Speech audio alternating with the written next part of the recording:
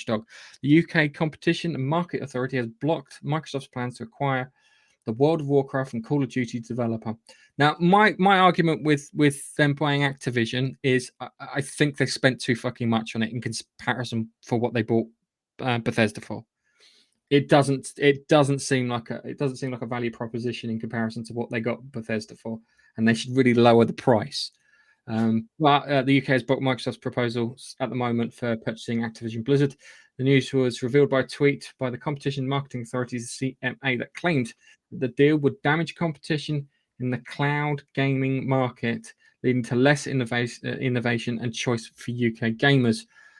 We have less choice. I'm sorry, it happened the last generation. Our choice started whittling away then. And I don't think the shine has gone off Call of Duty is the other thing too. I think that before there's a guy, one of our salesmen at work. He's one of our top salesmen. He makes an absolute fortune in commission, and he loved Call of Duty. He absolutely loved Call of Duty. But guess what his favorite game is now? Just have a random guess. Think of the opposite to Call of Duty. So multiplayer, gun-toting combat. So single player, not set in the modern thing, set with magic. It's Elden bloody Ring. He loves Elden Ring. Oh right, okay. So he likes the frustration of it, then, does he? Oh, he just thinks it's he likes the challenge. He just found it so rewarding as a game. Wow. And I think Elden Ring is the polar opposite to Call of Duty. Yeah. Well, think about it. Yeah, it's a completely different game. Yeah. And I just find that in my head, I find that mad that he went from one extreme to another, like making him sound like a terrorist. But yeah, it's funny. In the CMA judgment, they claimed that the addition of Activision games to Xbox Games Pass would be beneficial for some consumers, but it wouldn't outweigh the overall harm to competition. So yeah, there's a tweet. It's quote point to Microsoft powerful head start.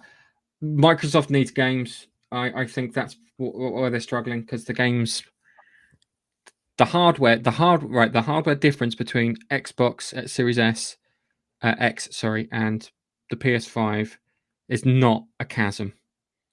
It is not a chasm. I describe it as the difference between a muscle car and a finely tuned Japanese sports car. With the Japanese sports car's got a smaller engine, but because of the tuning, it makes it work slightly better because it thought all the stuff through rather than just going Jeremy Clarkson's power. That makes sense. Both. Let's face it, they're pretty much PCs now, aren't they? It's fixed PC architecture, which fits with the kind of like Six Sigma business logic when it comes to these things. Yep. So I don't say there's nothing wrong with that, but it's weird. Microsoft engaged constructively to try and address these issues, and they were grateful for their proposal, but not affected remedy concerns. I thought it was something more interesting. It was, excuse me, it kind of went off and thing. So as I said, my problem is not with them buying Activision; it's with them paying the ridiculous price. And considering that when you buy Activision, you're also going to buy all those liabilities, all those lawsuits that are pending, all those Cosby Suite nonsense bits, and sexually harassed staff and mistreated developers and all these kind of things that they've done. You're buying that as well. Microsoft, let them collapse a bit and swoop in and buy them for cheaper. Yeah, what you can do if you're clever, you can just pick out the bits that you want, sell off the bits that you don't want, and then you can avoid the competition. But I don't see a problem, because I don't think Call of Duty is, as I said before, is what it is because my friend, who's the hardest Call of Duty player, not hardest as in, but hardcore kind of Call of Duty player, has moved on to Elden Ring. And I played the Modern Warfare redone, and I thought it was shit. It's like the previous Modern Warfare, the first version, ends with you with an epic fight between you and the Russian army being chased down onto a bridge where you shoot the bad guy in the head. The other one ends in a warehouse and a helicopter. Someone getting thrown out of a helicopter. It was shit. It looked fantastic. It wasn't epic. It was cack. I stopped playing Call of Duty years ago from after the second one, because Call of Duty 2 was amazing. The World War II one. Brilliant Well, game. this is the thing. I like Modern Warfare 2. Modern Warfare 2 was my Modern Warfare too. Yeah. Modern Warfare 2 was my apex thing. That's why I went back to play it to see if it had actually got better. Yeah. And it's Yeah. For me, it was the original Call of Duty. It was just Call of Duty 2. Class game.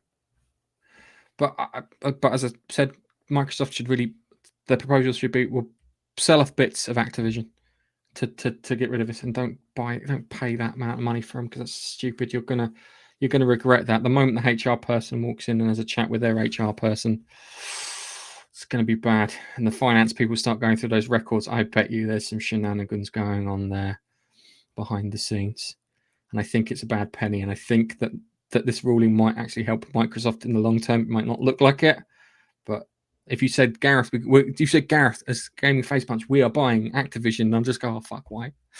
A bit more response. Oh, why? It's nice, yeah, great, fantastic. Yeah, but I think it's poison. It's a poison pill sort of thing. We can avoid it.